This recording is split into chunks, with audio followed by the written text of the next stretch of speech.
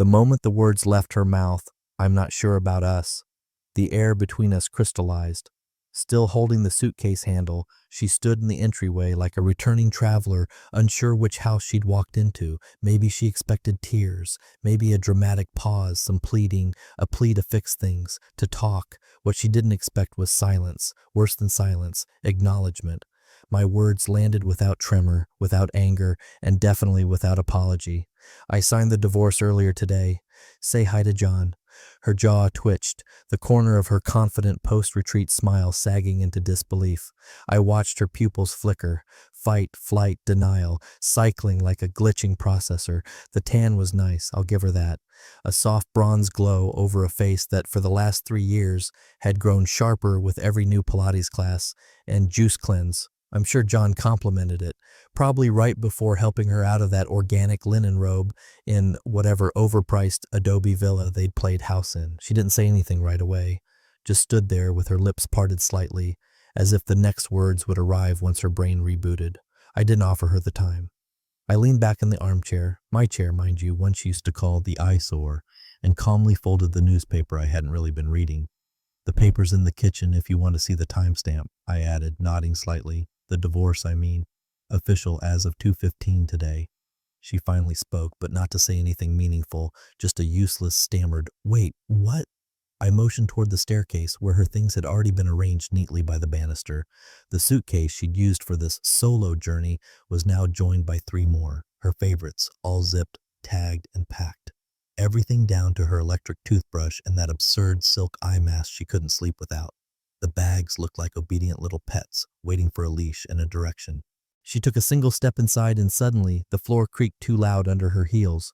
This house was different now, not hers anymore. "Alan? What are you talking about?" I smiled, small, subtle, but surgical. "I think you know." Her hand gripped the doorframe, not for balance, for control. But she'd already lost that. She just didn't know how much yet. The urge to keep talking was strong, but I'd spent months learning not to give her what she expected. So I let the silence stretch. She was the one who always needed to fill space. That was always her weakness. You see, she had left not just to find herself. She left to see if I'd chase her, to see if the man who paid the bills, refilled the dog food, remembered to send birthday cards to her side of the family, would crumble without her. That was the test, the great philosophical test of modern marriage. What does a man become when his absence is expected to beg? Instead, I read, I cooked for one. I took long walks in the evening and fed the squirrels again like I used to before she told me it was weird. And I remembered what quiet felt like when it wasn't the aftermath of a passive-aggressive lecture about emotional bandwidth. She took another cautious step in. "This is sudden?" "2 weeks is hardly sudden," I said, tilting my head. "But I can see how time passes differently when you're in Santa Fe." That was her tell. Her left eyebrow jumped. Half-second delay. I could almost hear the gears grinding behind her calm expression. "I told you I was going to Oregon." "You did," I nodded. "That hotel you listed, the Cascadia Springs? Pretty place, except it's been closed for renovation since April." Another silence. And then, finally, the crack. "You were checking up on me?" "I was following patterns, Bud," I replied. "You'd be amazed what turns up if you bother to check the city permits for construction delays." Her mouth opened again. Nothing came out. "It's a strange feeling. Power returning to you. Not as a weapon, not even as revenge, just as truth. When the person who gaslit you for years finally realizes you were always watching, just waiting for the moment to leave cleanly." I'll pause here and just say, if you're listening to this and more than 97% of you are without hitting subscribe, do it. That small click tells our team you want more stories like this, and honestly, it's the only reason we keep going. So, thanks. She dropped her purse on the floor. The sound echoed like a marble in a cave. "I can explain," she said. I stood, slowly, let her hear the chair legs scrape against the hardwood. "No need," I said. "You already explained when you left." I walked past her, calm, collected, a man already halfway out of the life she thought she still owned. The closet always said more than she did. Her half was chaos. Scarves hanging from light fixtures, belts tied around hangers, shoes arranged like a crossword puzzle. No real system, just curated disorder she called her process. Mine, symmetry, ironed shirts, 5 suits spaced evenly, loafers aligned like soldiers, but last night I erased my half completely. 6 shirts, 2 suits, 2 pairs of shoes, all zipped into a single suitcase by the door. Her side remained untouched, like a shrine to distraction. I left the matching luggage tags on top, hers and mine. A silent separation. On my desk sat a manila folder she'd never notice, even if she walked right by it. Inside, 5 months of printouts. Bank statements with transactions marked in red. A few charges were laughably bold. $4.22 at an artisanal wellness spa in New Mexico. $82 on tennis rackets, plural, when we hadn't played in over a year. But it wasn't the money that caught my attention. It was the Spotify history. She shared her account with me once, forgot she never changed the settings. Her wellness playlist was a dead giveaway. Romantic acoustic duets all added at 2:07 a.m. one night while I was asleep beside an empty pillow. Then there were the names. John sent me this. She'd giggle once, playing some track with breathy harmonies. At the time, I raised an eyebrow. She deflected. Oh, don't be paranoid. It's just a song. Paranoia is when you imagine things. But what I found in that parking garage camera feed, that was not imagination. Our local gym had underground parking. She never noticed that the old elevator camera, the one she claimed was broken, still fed into the building's maintenance server. I asked Carl, the building manager, to check the recordings for something else. I think someone scratched my car. He gave me the drive. I watched it quietly. One Wednesday evening, 9:42 p.m., she walked hand in hand with John. He kissed her shoulder while she laughed. I paused the frame. She wore the scarf I bought her for our anniversary last year, said it was too formal back then. That was the moment the sadness stopped being sadness. It hardened, not into rage, but into strategy. The next day, I contacted my attorney. Her name's Sharon. We'd worked together once when I sold a business and split the proceeds between myself and my then partner. Sharon didn't waste time. She didn't ask questions. She just sent a checklist. Asset separation, home deed, health proxy, power of attorney revocation, IRA beneficiary update. I checked every box. Then came the photos. I debated whether to include them. Not because they were graphic, they weren't, just banal. A hotel bar, 2 glasses of red wine, her hand on his knee, intimacy in the mundane. And that's what got me, not the affair, but the fact she didn't even bother to disguise it, that she thought I wouldn't look, wouldn't notice. You ever realize you've been played, not because your opponent is clever, but because they think you aren't? That's when the plan took form. First, I moved money. Not out of spite, just for clarity. I'd been funneling my consulting fees into a separate account for 3 years. It wasn't hidden, just less visible. She always called my side business your hobby anyway. Funny how hobbies sometimes become lifeboats. Second, I visited the storage unit, rented under my name on the other side of town. I packed every item I owned with meaning, photos of my parents, my father's watch, the box of letters from my first business venture. Anything she never asked about, never showed interest in, I'd already moved them. That week before she came back, I added the last box, a birthday card she wrote me in 2017. The last time she said anything genuine. The final step was smaller, but more important. I canceled the anniversary dinner reservation. It was a standing booking. Every year, same date, same place. I'd kept it even after things got strange between us. Not out of hope, out of habit. This year, I let it go. Called the restaurant and said, we won't be needing the table. The hostess sounded disappointed. I wasn't. Later that evening, I made tea and stared at the empty living room. The dog had passed. Last year, she hadn't cried, claimed he was just old, but I remember how she didn't even take off her heels before stepping over his bed. I opened the laptop, typed one sentence into a notepad file, and left it open on my desktop. You were never invisible, Valerie. I was just polite. I closed the lid. Sometimes the most dangerous thing a man can do is be polite for too long. Natalie wasn't the type to show up unannounced. She liked texts, confirmations, calendar invites, anything that kept her from the awkwardness of surprise.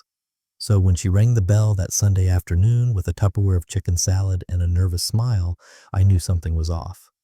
I thought you might not be eating well, she said, handing over the container like it was a peace offering. You know, with Valerie gone and everything. I took the container, thanked her, and stepped aside so she could come in. She didn't. Just stood there, shifting her weight from foot to foot like a teenager about to confess to breaking the vase. How have you been? She asked, eyes scanning the hallway behind me. She always did that, like she was hoping to catch Valerie floating down the staircase in a robe and face mask. But the staircase was silent. The robe, as far as I knew, was in Santa Fe with John. Fine, I said, opening the lid and giving the chicken salad a cursory sniff. You didn't poison this, did you? She gave a too loud laugh, the kind you fake when you've already rehearsed your exit. I just figured I'd check in, see if you're doing okay with everything. I paused mid-scoop. Everything? Her face flushed. Oh, I just meant with all the quiet around here. You know how she always fills the space. I nodded slowly, pretending to accept the cover.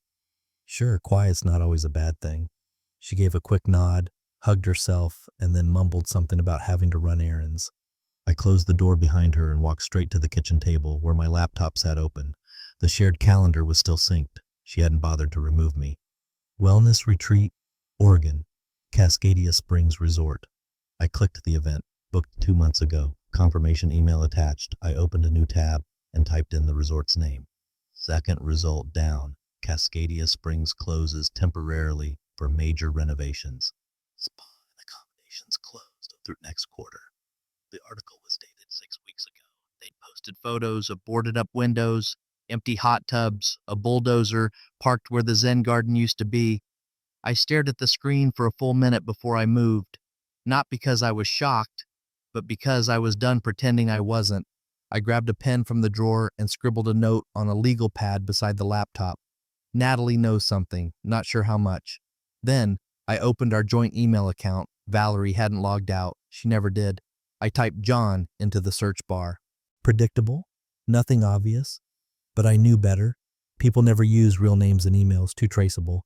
So I searched instead for J, quotes included. It pulled 68 results. Most were nothing. But 3 threads stood out, one titled Clarity Weekend, another called Full Reset, the last, most damning, Digital Detox. Each thread had attachments, PDF confirmations for flights, reservations under her maiden name, and even a wellness itinerary. The hotel?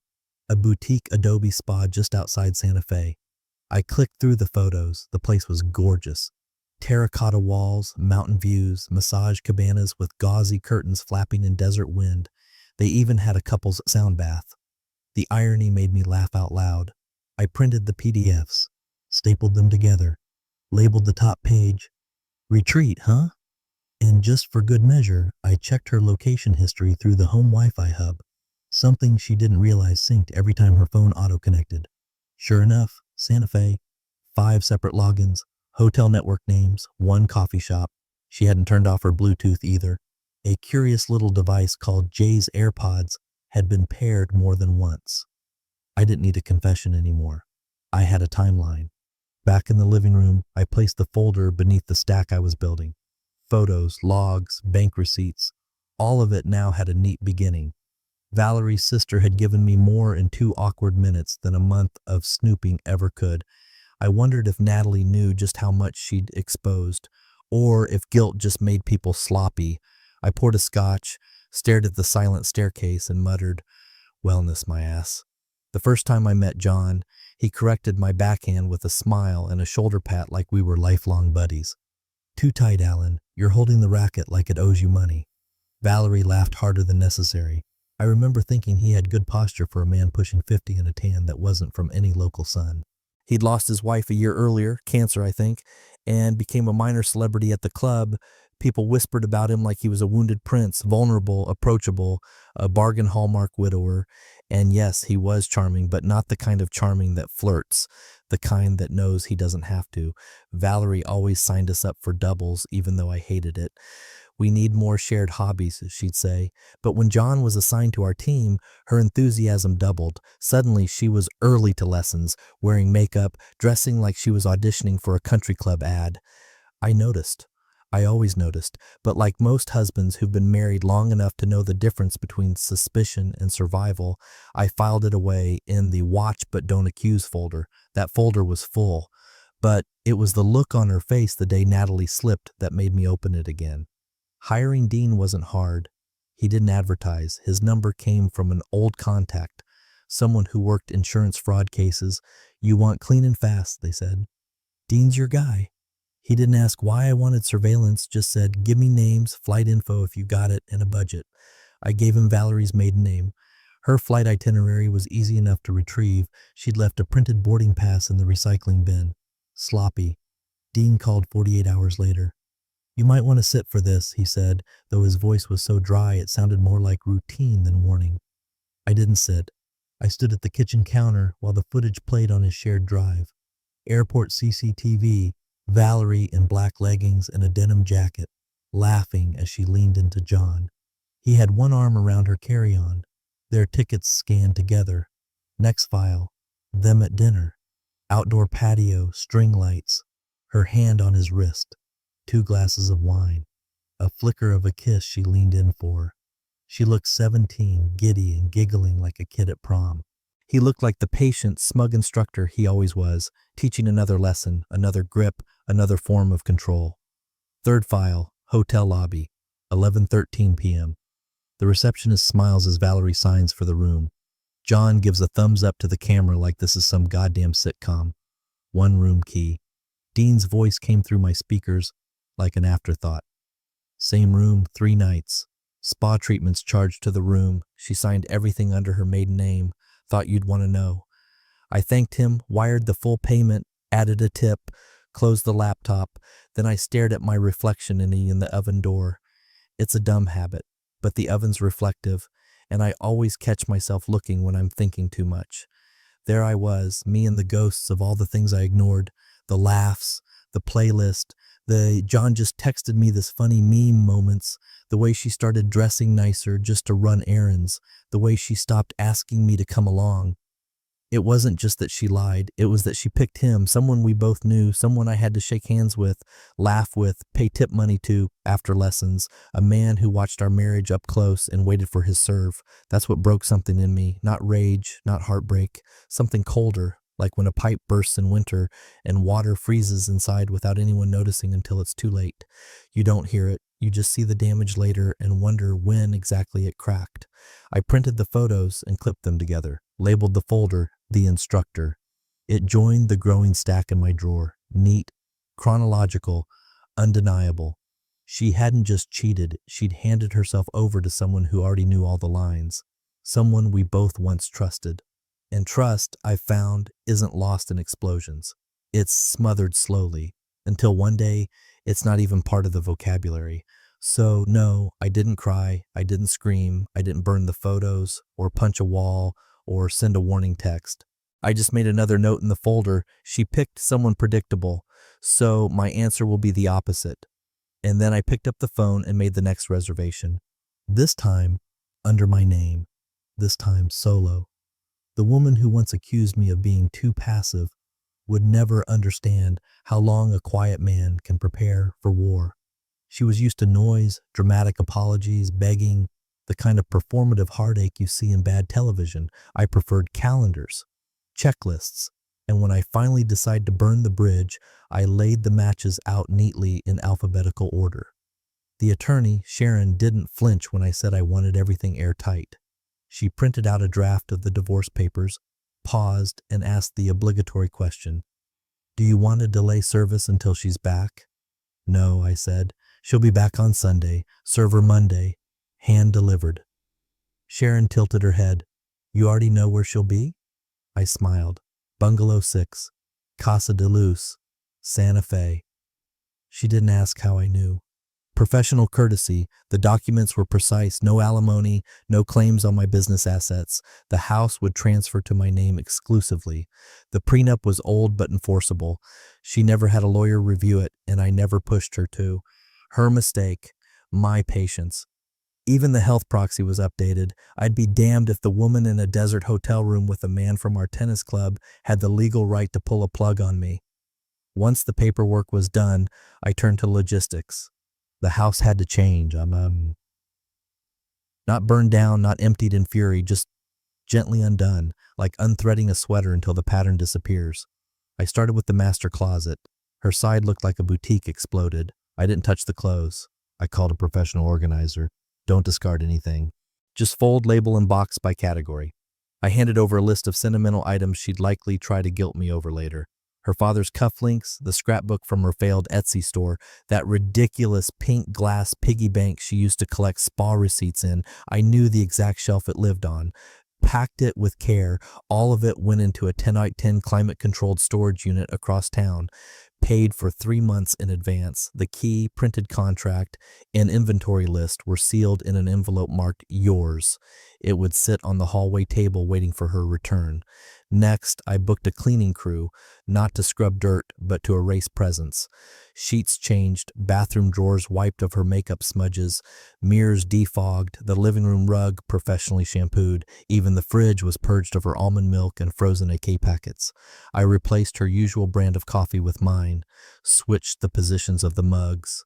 Small things. Psychological tripwires. Then the note, I ordered flowers. Hydrangeas, her favorite, not roses. Roses scream romance. Hydrangeas are polite. Neutral. Pretty but hollow. The card was short, 4 words. Welcome home. Hope your clarity is real. The florist asked if I wanted to add a heart or smiley face. I said leave it blank. As an afterthought, I slid a copy of the delivery receipt into my folder. Not for leverage, just to document the timeline. Everything had a place now. Everything fit. On Saturday night, I sat in the study and lit the fire pit on the deck, a glass of bourbon in my hand. No playlist, no distractions, just the quiet of a home that already felt cleaner, lighter. I thought about the moment she'd walk in, tanned, rested, drunk on personal growth. She'd see the flowers first, then the quiet, then the subtle erasure. She wouldn't know immediately. That was the beauty of it. She'd think I'd just tidied up, that I missed her. Then she'd see the bags, the envelope. And eventually, once she dared check the closet, she'd realize the stage had been set. She wasn't walking into reconciliation. She was walking into a performance she didn't audition for. And in that moment, with no yelling, no confrontation, just sterile documentation and coordinated gestures, I would be gone already. Not physically. That part would come later. But spiritually, emotionally, and strategically, she was no longer married to the man who used to chase her across arguments, apologize for things he didn't do, or decode her cold shoulders like riddles. No, that man had died sometime between the second dinner in Santa Fe and the room key swipe. This version of me had a checklist, and she had just become the final item. She walked through the door with the entitled grace of someone returning from a sabbatical, not a betrayal. I watched it happen from the security cam feed on my phone, just a simple notification. Front door, opened, time-stamped 3:17 p.m. I didn't rush home. I let her marinate. The hydrangeas were there on the console table just inside the entrance. Blue and cream, perfectly arranged, with the note she wouldn't understand right away. I imagined the moment, the small, pleased smile, the breath of relief. She'd see the gesture and assume I'd missed her, that the house, now perfectly clean, somehow represented a nervous husband prepping for reconciliation. The fool who hadn't changed, hadn't noticed, hadn't moved. She was right about one thing: the house had changed, but not for her comfort. I let her settle in, gave her hours, watched her on the hallway cam drift from room to room, a pause in the bedroom, a longer pause in the bathroom, no doubt noting her skin cream now lived in a basket labeled with her name. A trip upstairs where the spare room now had my clothes, my books, my laptop. She didn't even open the closet. She didn't need to. The house was whispering the message already. When I came home, the sun was dipping behind the trees. I entered through the garage, no dramatic entrance. I put my keys on the hook, hung my coat, walked into my study like I always did. She was already waiting in the living room, sitting rigid on the edge of the couch like she expected something, a lecture, a breakdown, a scream. I gave her none of it. Good trip? I asked, not even looking up from my tablet. She blinked. It was, yeah. Her voice wavered just enough to betray her. I needed the space. I bet you did, I said, scrolling absently through a news article about drought-resistant landscaping. She shifted. The flowers were beautiful. Glad you liked them. A few seconds passed in silence. Then she stood, walked over to the study doorway. I let her linger there, let her try to read my face. Alan, she said, drawing the name out like she was summoning something back from the dead. I've been thinking. I'm not sure about us. I set the tablet down. Interesting, I said calmly, leaning back. Because I signed the divorce earlier today. Say hi to John. It was the most satisfying silence I've ever heard. Her mouth opened. Nothing came out. Her face, still tanned from the New Mexico sun, went ghost pale. Not from guilt, no, guilt had no home in her. This was panic. The first time the story in her head didn't match the scene she walked into, she blinked fast, like she could unhear it. Divorce? I nodded slowly. Serve tomorrow morning. Everything's already filed. House stays with me. Your belongings are in storage. Keys in the hallway drawer. Her voice shrank. You knew? I've known for a while, I said, keeping my voice neutral. And John's not exactly subtle, especially in linen shorts. She looked like she might vomit. This wasn't what you think it is. Oh? I tilted my head. Because what I think it is involves you checking into a spa in Santa Fe under your maiden name with a man we used to split tennis lessons with while charging room service to a card linked to our joint account. Is that close? She backed up a step, breath hitching. Alan, I was never going to compete with your soul searching. I just gave it the space to happen. Now we're both free. She finally collapsed into the nearest chair, stunned, not because I'd left, because I didn't cry while doing it. I stood, walked to the kitchen, poured myself a glass of water, let the silence fill the house again. She hadn't come home. She'd returned to a different war zone than the one she left. Only this time, she wasn't the one setting the terms, and I wasn't the one being tested. Wait, what are you saying? Valerie's voice cracked as she stood now, arms half raised like she could physically push the moment away. The living room felt smaller with each passing second, like the walls were moving in. Her confidence just hours earlier had evaporated. No posture, no control, just raw scramble. I didn't respond. I walked calmly to the hallway table, opened the middle drawer, and pulled out a black folder. Heavy-duty plastic, labeled in white block letters. Truth. I handed it to her without a word. She took it, reluctant, a breath held in her throat. The first page was a printout of her hotel reservation, her full name, arrival and departure, the suite upgrade, a line item for couples massage. She blinked, confused at first, then flipped to the next page. Dinner receipts, room service, 2 meals, 2 glasses of wine, her initials at the bottom of every signed bill. Page 3, photos, blurry but clear enough. Her and John walking along Canyon Road, his hand on her lower back. A kiss on the cheek while she leaned into him, laughing like a teenager. One shot of her in a swimsuit by the spa pool, holding a drink with a lime wedge. He was 2 chairs away, shirtless, reading something on his phone. Her foot touched his leg under the table. Flip, flip. An email thread, her writing to a friend.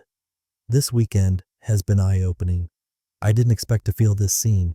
Might have to make some hard decisions soon. Flip. A map of her phone's connection pings from our Wi-Fi router history, cross-checked with GPS coordinates from the hotel. 5 matched timestamps. Flip. The last page, a transcription of a voicemail from John. I'd recorded it straight from her inbox with a voice memo. He'd slipped up, thinking I was already out of the picture. Hey babe, made it to the airport?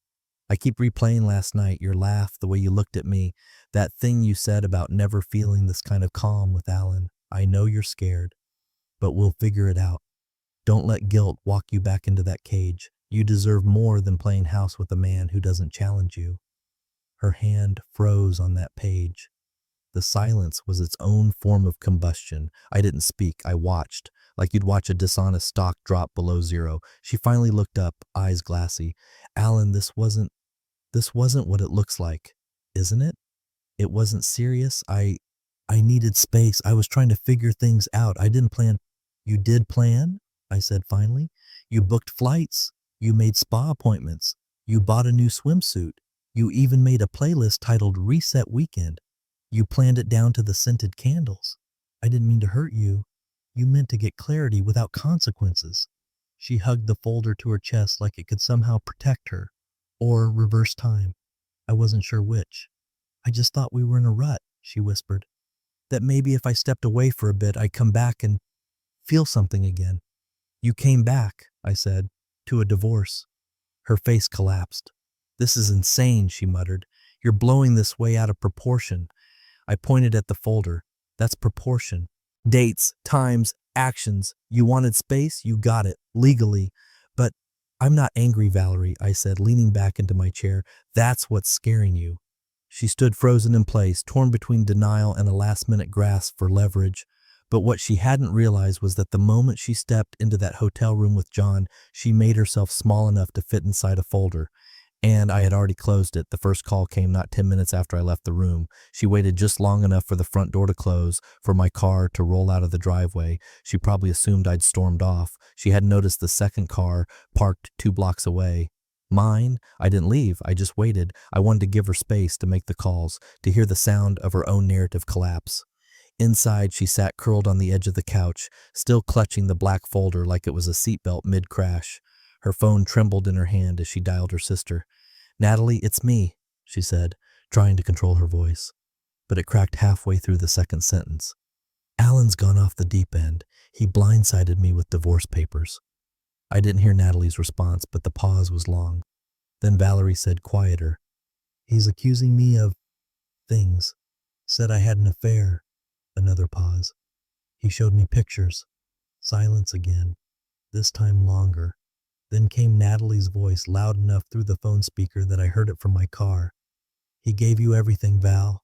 A house, loyalty, peace. And you burned it all down for a vacation fling with the tennis coach. Valerie's mouth opened, but she didn't speak. I covered for you, Natalie added. I told him I thought you were at that wellness retreat.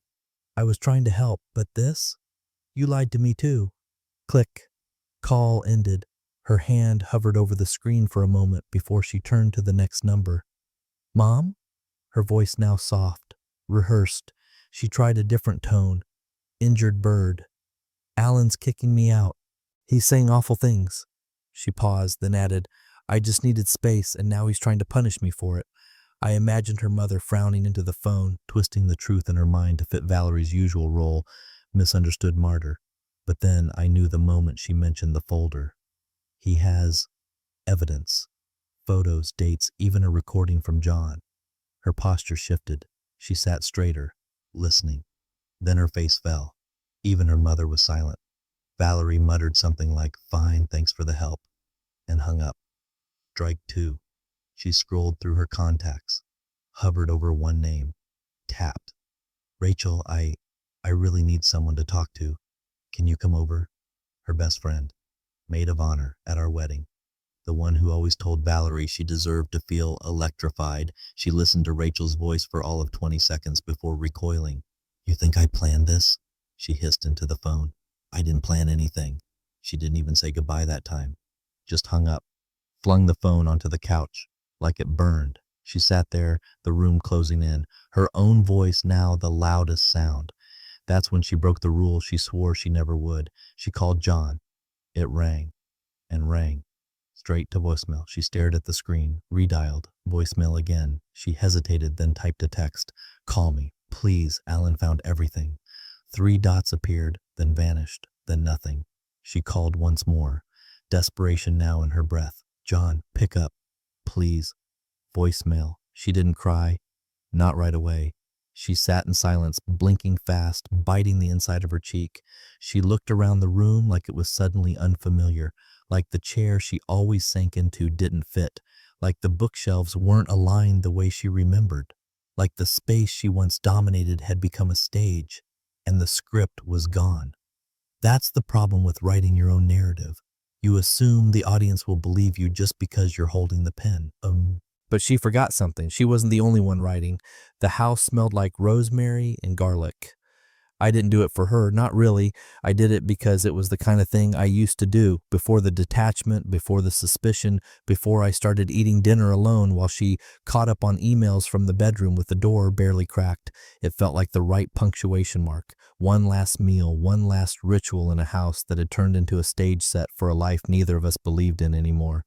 She sat at the far end of the table, eyes puffy, arms crossed over her chest like she was trying to hold herself together physically. Her hair was tied up hastily like she hadn't planned on being seen. She hadn't touched her phone in 20 minutes. That alone told me how much this had shaken her. No audience, no replies, no backup. "I can't eat," she muttered.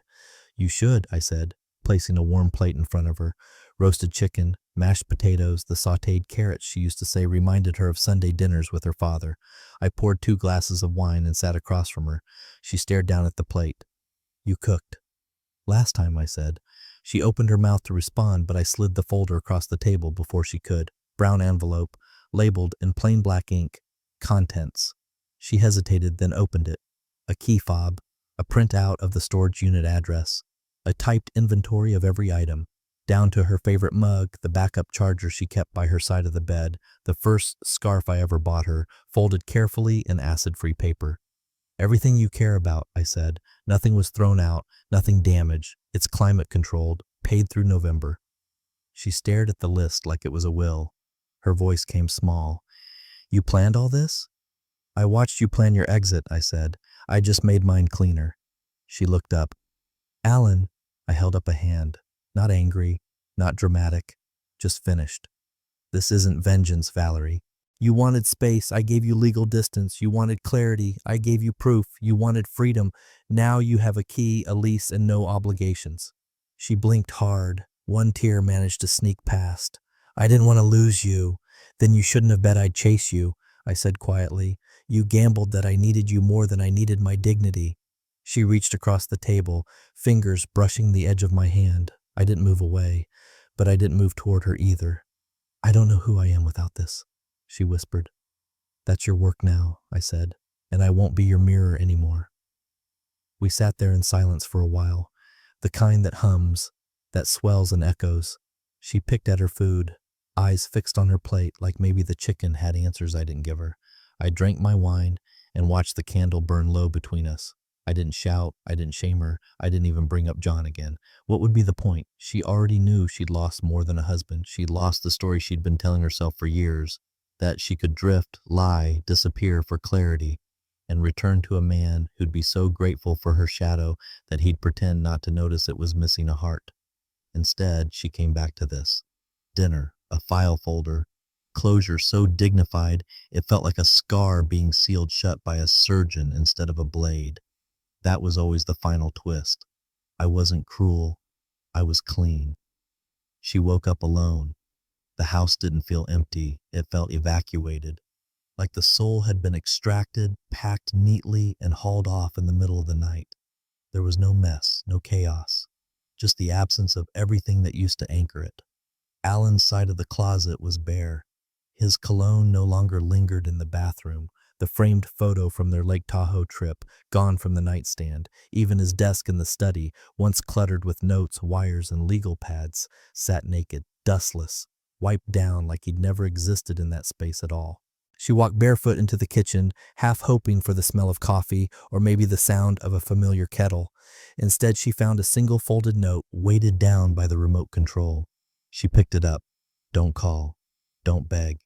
You said you weren't sure. I just made it easier."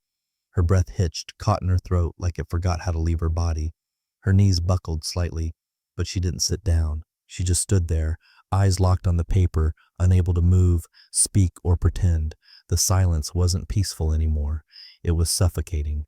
The refrigerator kicked on. Somewhere down the hall, the old floorboards creaked from cooling, but otherwise, nothing. Then her phone buzzed, a text from an unsaved number, but she knew immediately who it was. Alan never sent texts in the morning. Not before coffee. Not before the newspaper. The message was short. "Santa Fe was nice. You should have picked somewhere more discreet." Attached was a single image. A photograph. Grainy but clear enough. It showed her and John from behind, walking arm in arm through the adobe pathway leading to their suite at Casa de Luz. Her hand was on his waist, his overnight bag slung over his shoulder, the timestamp in the corner, 8:13 p.m., the night she told Alan she was journaling through her emotional fog. The angle wasn't from the hotel. It was from above. Rooftop. Just across the street. Alan had been there, watching, documenting, not out of jealousy, not rage, but preparation. Her hands began to shake. She scrolled up to the text again, hoping it would vanish, hoping it was some sick joke. But the picture stared back at her, frozen in time, proof of how far behind she'd been playing. She dropped the phone on the counter. It didn't matter anymore. The people she'd called last night wouldn't call back. John hadn't responded. Her mother had gone quiet. Natalie had blocked her. The story she thought she controlled had been told without her, narrated in silence, delivered in folders and photographs, closed before she ever realized it had begun. She looked around the kitchen, the island where they used to share lazy Saturday breakfasts, the wine rack he built for her birthday, the brass pans still hanging above the stove like a useless relic. Everything was still here, but none of it was hers anymore. Even the keys felt borrowed. And that was the final cruelty. He hadn't just left. He'd rewritten the ending and walked off stage before she could deliver her final line. No confrontation, no big scene, just a note, a photo, in silence that echoed louder than any goodbye ever could.